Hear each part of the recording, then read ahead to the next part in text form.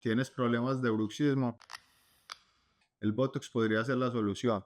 En este momento muchos pacientes están sufriendo de esta patología. Una de las posibles soluciones es la infiltración de toxina botulínica en los músculos de la masticación. El Botox nos puede ayudar a relajar los músculos de la masticación y así disminuir la fuerza de contracción y eliminar los daños que este puede causar.